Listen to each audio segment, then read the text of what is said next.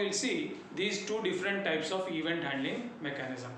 याच्यातलं पहिलं event handling mechanism आहे त्याला आपण डेलिगेशन इव्हेंट मॉडेल म्हणतो किंवा shortly that is called as DEM. D stands for delegation, E stands for the event and M stands for the model. आणि जे दुसरं मॉडेल आहे त्याला आपण event inheritance model or it is also called as event propagation model. Okay, so these are the two different types of event handling mechanism in Java, right?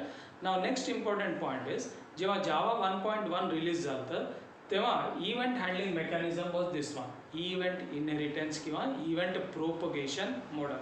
मग त्याच्यापेक्षा एक developed version, एक ॲडव्हान्स्ड व्हर्जन म्हणजे ही DEM which is shortly which is called as delegation event model. मग delegation event मॉडेलचं concept जे आहे students it is very simple. ह्याच्यामध्ये काय असतं, एक सोर्स आहे, ती सोर्स एक इव्हेंटला जनरेट करतं आणि त्या इव्हेंटला हँडल करण्यासाठी एक हँडलर असतं, बस एवढं. This is what we call it as shortly DEM. ना ह्या फिगरमध्ये तुम्ही ऑब्झर्व करा, इज दिस पॉईंट. ह्या फिगरमध्ये इथे एक सोर्स आहे. नाव सोर्स म्हणजे आता अंडरस्टँड दॅट वन की ती एक बटन असू शकतं किंवा एक चेकबॉक्स असू शकतं किंवा एक स्क्रोल बार किंवा text field, whatever that is, एक component is there. Now what is happening is पहिल्यांदा ही सोर्स एका इव्हेंट हँडलरसोबत रजिस्टर करून असायला पाहिजे. तर पहिल्यांदा इथं पॉईंट नंबर 1 काय, रजिस्टर करायचं. Second step what will happen, he source एका इव्हेंटला जनरेट करतं.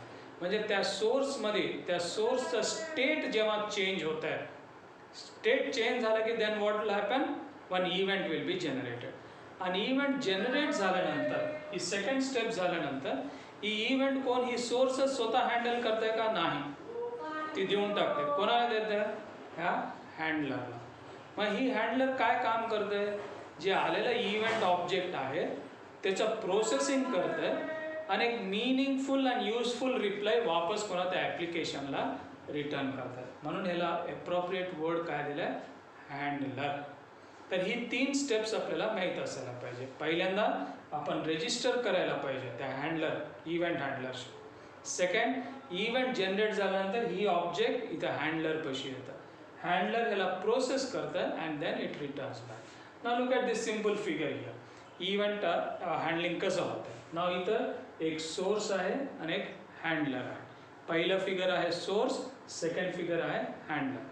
तर ही सोर्स काय करायला आहे, एक इव्हेंट जनरेट करायला आहे. ओके, आणि ही जनरेट झालेला इव्हेंट एक सोर्स काय करायला, ह्या हँडलरला रिटर्न करायला. It is point. तर इथं एक क्लिअर कट ॲडव्हान्टेज तुम्ही अंडरस्टँड करायला पाहिजे. सोर्स इव्हेंटला जनरेट करतं पण त्याला हँडल करत नाही. त्याला हँडल करण्याची जिम्मेदारी हँडलरला देऊन टाकतो. मग this is what we call it as delegation. Delegation म्हणजे एक काम आपण दुसऱ्या कोणाला तर हँड ओव्हर करायला की त्यांनी त्याला व्यवस्थित त्या कामाला पार पाडावं, व्यवस्थित त्याला हँडल करावं. म्हणून ही शब्द इथं delegation. Delegation means giving the responsibility.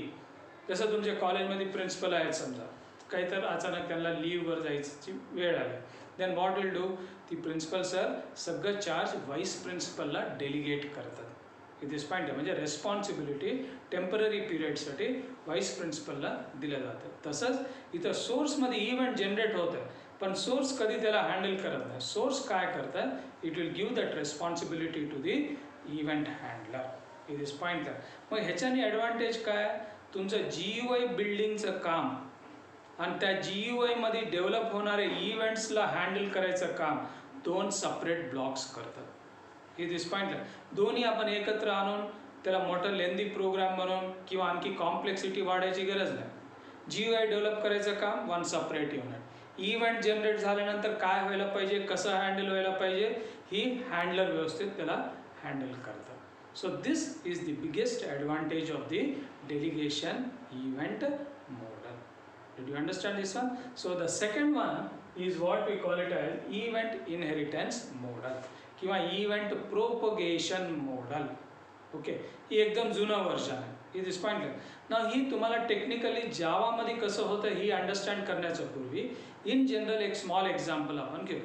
समजा तुमच्या कॉलेजमध्ये किंवा एखाद्या शाळेमध्ये राईट प्रिन्सिपल सरांनी एक सर्क्युलर काढलं आणि तिथं त्या क्लर्कला सांगितलं की ही सर्क्युलर 10वीच्या विद्यार्थीमध्ये जाऊन तिथल्या क्लास टीचरला देऊन टाका. मग ती क्लर्क व्यवस्थित त्याला ऐकलंय का नाही आय डोंट नो, पण त्याचं रेग्युलर हॅबिटसारखं त्याने काय केलंय, पहिलीपासून 10वीपर्यंत प्रत्येक क्लासरूममध्ये जाऊन सर सर्क्युलर आलं, मग सरांनी ती सर्क्युलर बघणार, अरे ही माझ्यासाठी नाही, ही दुसऱ्या 10वीसाठी. पण रिपीटेडली त्यांनी फर्स्ट सेकंड थर्ड फोर्थ आता रिपीटेडली 9th क्लासपर्यंत जाऊन मग शेवटी 10th क्लासमध्ये जाऊन ती सर्क्युलर ती हँड ओव्हर करतात. मग ह्याच्याने काय होतं, अननेसेसरीली फर्स्टपासून 9th क्लासपर्यंत ती जाऊन ती सर्क्युलर ही तुमच्यासाठी आहे का तुमच्यासाठी आहे का असं त्यांनी विचारतं. याच्याने टाईम वेस्ट होतं. ही दिस पॉईंट फक्त सर्क्युलर कोणासाठी आहे, 10th क्लासच्या स्टुडंट्ससाठी. मग इव्हेंट प्रोपगेशन मॉडेल म्हणजे जावाच्या पहिल्या व्हर्जनमध्ये जे इव्हेंट हँडलिंग मेकॅनिझम होतं त्याच्यामध्ये काय होत होतं, एखादा इव्हेंट जनरेट झाला की ती सगळ्याच कॉम्पोनंट्स कशी जायचं. मग ही कॉम्पोनंट म्हणायचं ही माझ्या संबंधित नाही, ही दुसऱ्यांच्या संबंधित आहे, ही आय एम नॉट रिस्पॉन्सिबल. मग शेवटी ज्या कॉम्पोनंटसाठी ती डेव्हलप केलेलं आहे किंवा ज्या हँडलरसाठी जनरेट केलेलं आहे ती त्याला मग त्याला घेणार आणि मग प्रोसेसिंग करणार. म्हणून ह्याचं नाव काय आलं, इव्हेंट इनहेरिटन्स किंवा इव्हेंट प्रोपगेशन मॉडेल. पण वेन कम्पेअर्ड टू डेलिगेशन मॉडेलमध्ये काय होतंय, तुम्ही ज्या पर्टिक्युलर हँडलरशी रजिस्टर केलं इव्हेंट झालं की लगेच त्याला एक नोटिफिकेशन जातं किंवा एक इव्हेंट झालं काय करायचं ते बघून घे. मग फक्त ज्याला जायला पाहिजे नोटिफिकेशन त्याला जाणार, त्यांनी त्या इव्हेंटला रिसीव्ह करणार, त्याला प्रोसेसिंग करणार आणि एक मिनिंगफुल आणि युजफुल रिप्लाय वापस पुन्हा त्या ॲप्लिकेशनला देणार. So this is the advantage of the delegation event model. Now students, we will study what are the different event classes. Examination साठी पण हे important आहे. What are the different event classes? Okay. Now event classes मध्ये पहिला class जे आपण study करायला पाहिजे, that class is what we call it as event object. Okay. Now event object Java programming मध्ये जेवढे काही इव्हेंट्स जनरेट होतात ह्या सगळे इव्हेंट्सच्या सुपर क्लासेस ही इव्हेंट ऑब्जेक्ट आहे. आणि ह्या इव्हेंट ऑब्जेक्ट क्लासचा आणखी एक सेकंड पॉईंट तुम्ही लक्षात ठेवून गेला पाहिजे, ही जे क्लास आहे ही कोणत्या पॅकेजमध्ये आहे, this particular class is present in Java dot util package. UTIL जावामध्ये पॅकेजेसचे नेम्स हमेशा स्मॉल केसमध्ये लिहायला पाहिजे. तर ही पॉईंट लक्षात ठेवून घ्या. आत्ताच नाही, MSBTचं एक्झाम किंवा दुसरं कोणतंही एक्झामिनेशनचं आहे, life long you should remember this one. Event object class is the super class for all the events that occur in a Java program, and this particular class is present in java.util package. ही point मी का stress करायलो, students आणखी एक package आता आपण study करणार आहे, त्या पॅकेजचं नाव इव्हेंट आहे आणि ही पण इव्हेंट ऑब्जेक्ट म्हणून इव्हेंट वर्ड आहे म्हणून ती इव्हेंट पॅकेजमध्ये असं काही विचार करून दे एज्युम दॅट की ती इव्हेंट पॅकेज आहे. नाही, आणखी एक थर्ड इम्पॉर्टंट पॉईंट, ह्या क्लासमध्ये दोन इम्पॉर्टंट मेथड्स आहेत. हे दिस पॉईंटला फर्स्ट मेथड कोणतं आहे, object get source, OBJECT get source, SOURCE. हे दिस पॉईंटला मग ऑब्जेक्ट गेट सोर्स ही फंक्शन कशासाठी आहे, it returns a reference to the object that generated the event. जे ऑब्जेक्ट जे सोर्स आहे ती रिटर्न करतं. हे दिस पॉईंटला. आणि सेकंड इम्पॉर्टंट मेथड आहे स्ट्रिंग. ह्या मेथडचं return type is string and to string, STRING. Now ही मेथड काय करते, it returns the string equivalent of that particular event. Okay, so this is what you should remember. AWT ही event object is the super class, ही util package मध्ये आहे आणि ही याचे दोन मेथड्स आहेत. Okay, now what is the second important class here. Second important class here is AWT event. I write it here fast to AWT. AWT capital मध्ये पाहिजे, इव्हेंटचं E also should be in capital. Now AWT event is this point clear. It is responsible for all the AWT related events. मग AWT related events म्हणजे काय, AWT components वापरताना जेव्हा events generate होते those events are what we call it as AWT related events.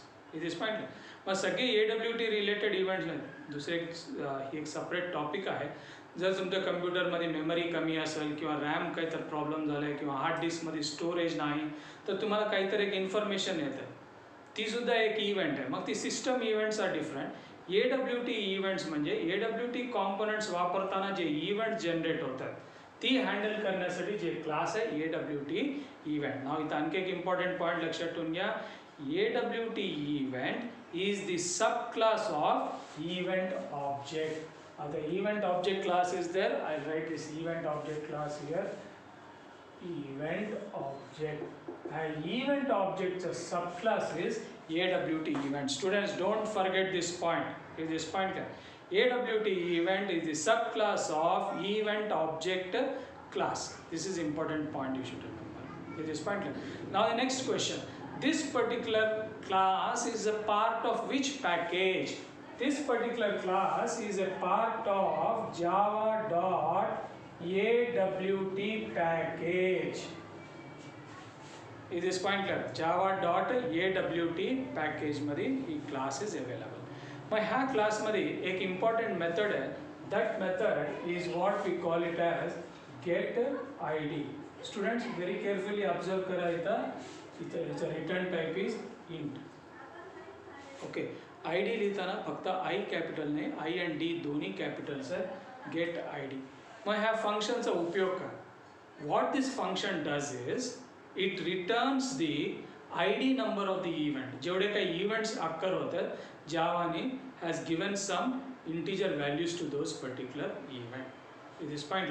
एखादा event घडलं तर त्या इव्हेंटचं रिलेटेड इंटीजर ID कोणतं ती रिटर्न करतो. So this is what you should understand.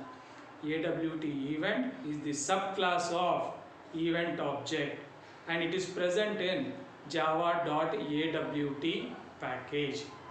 And the third important thing is it contains a method called as getID which returns the integer equivalent of an event.